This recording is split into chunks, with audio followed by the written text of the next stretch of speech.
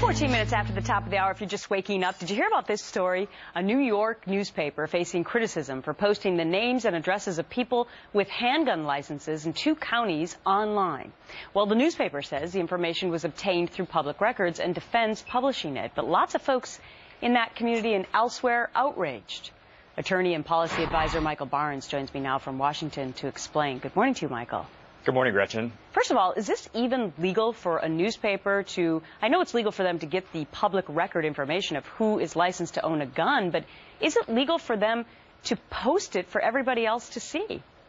The newspaper has the legal right to do so, but that doesn't mean that it is right to do so. In fact, I think that the newspaper's actions were very divisive as part of this community and also dangerous.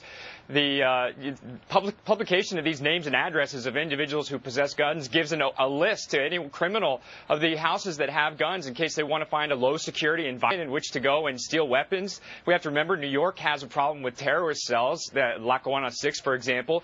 And so we also know which houses don't have guns. This is a severe danger to the community that this newspaper has brought about. So, like, I'm thinking, okay, let's say now that somebody goes to rob one of these homes that they know they don't have guns. Let's say something horrible happens.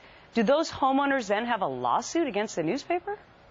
You know, I don't necessarily think so, but I do think that it would be smart for the homeowners and the gun owners to give notice to the newspaper that they fear for their security and their safety, that of their families as well, and that they would ask that their lists, the names of and addresses be unpublished for purposes of safety. That's the minimum they could do at this point, and ask for a written response from the newspaper.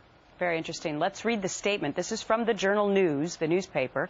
The massacre in Newtown, Connecticut remains top of mind for many of our readers. Our readers are understandably interested to know about guns in their neighborhoods. We obtained the names and addresses of residents who are licensed to own handguns through routine Freedom of Information Law public records requests. But, Michael, that makes it, doesn't that almost implicitly assume that anybody who owns a gun is going to go off on some massacre like what we saw up in Connecticut?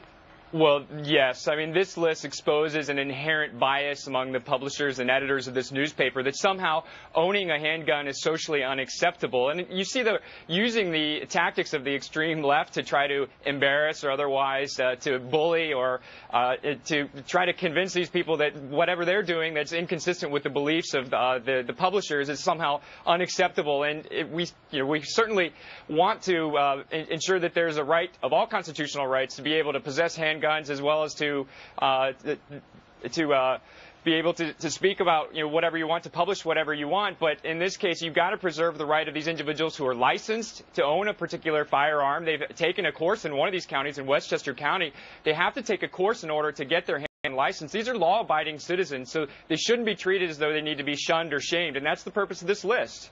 Yeah, and to point out once again that this list also shows who doesn't have a handgun, and I think that almost puts them at severe danger.